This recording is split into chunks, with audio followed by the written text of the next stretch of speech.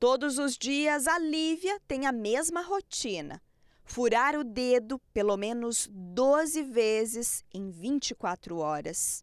Assim, doer não dói, né? Porque, meu dedo já tá... Eu já me acostumei. Mas é chato. O mais furado é esse aqui, porque é o que eu mais tenho facilidade de furar. Daí esse aqui é o mais furado. Mas a maioria eu furo. E às vezes eles podem ficar sujos de sangue. Há quase 7 anos, a família descobriu que a Lívia tem diabetes tipo 1. Desde então, as agulhas estão presentes antes e depois de qualquer refeição e também na hora de aplicar a insulina.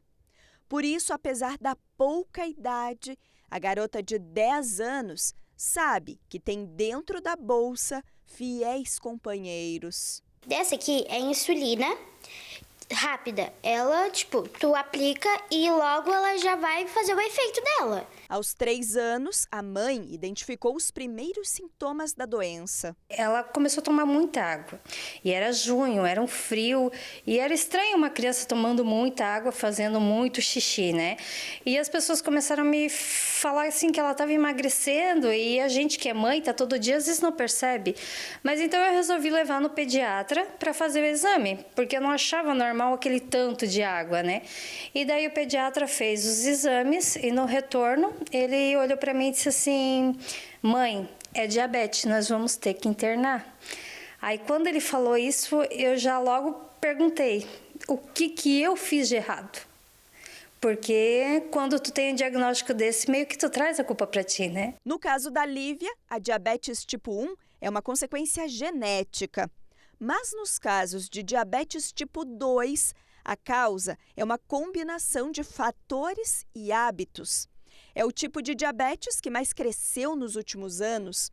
O Atlas Global da Doença mostrou que o Brasil tem mais de 16 milhões de pessoas com diabetes, alta de 5,7% em relação a 2021. A gente vê principalmente o aumento do diabetes tipo 2 porque ele está relacionado, como eu falei, à obesidade. Então, como a gente vem aumentando, né, tem visto um aumento do número de casos de obesidade, isso também leva a um aumento do diabetes. O diabetes é uma doença que é muito grave, ela é silenciosa porque a pessoa tem a glicose alta no sangue, mas ela não sente dor, às vezes ela não percebe, às vezes o tratamento, se for muito demorado, se a pessoa demorar para começar a fazer o tratamento, ela já pode ir apresentando as complicações. E o diabetes, ela é a maior causa de cegueira, é a maior causa de amputação de membros sem ser por acidente, é a maior causa de falência renal, de precisar de hemodiálise.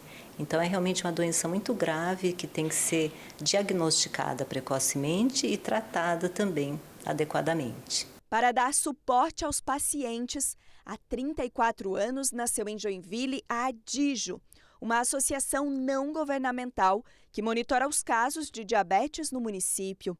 Em 2021, Joinville tinha cerca de 15 mil pessoas com a doença. Em 2024, saltou para mais de 40 mil, um aumento que chega a 166%. Desses números, alguns já foram diagnosticados, porque já foram atendidos, outros nem têm conhecimento pela falta de informação e alguns que já foram diagnosticados ainda não têm atendimento. Hoje, uma criança, uma pessoa com diabetes, que seja adulto, ele está esperando 3 anos para uma consulta. Tem quase 3 mil pessoas. Para um oftalmo, eles esperam quase 2 anos. O paciente com diabetes, ele precisa fazer a consulta de fundo de olho uma vez por ano, porque ele pode ter complicações. O paciente diabético, ele precisa ter todos esses profissionais para que ele tenha uma vida como os outros pacientes de outras comorbidades. A associação depende de doações e projetos para pagar os custos que teria com os atendimentos. Por isso está há 15 anos sem profissionais prestando esse serviço. Diante desse cenário, a Adijo se torna um local de acolhimento, união e suporte. E a Lívia sabe bem a importância desse apoio. É importante ter amigos, porque às vezes eu esqueço que tenho que ir na sala da orientação para aplicar ou medir. Daí às vezes eu esqueço, daí esses amigos vão lá e falam: Lívia, você tem que ir lá para medir, aplicar, você não tem que ir. Daí eu falo: sim, eu tenho que ir, daí eu vou lá e mesmo. Porque assim, se eu não tivesse uma família que cuidasse de mim, que se importasse, às vezes eu poderia nem estar aqui falando para vocês.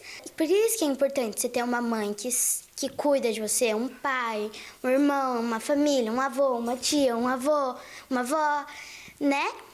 E por isso que é super importante, assim, ter uma família.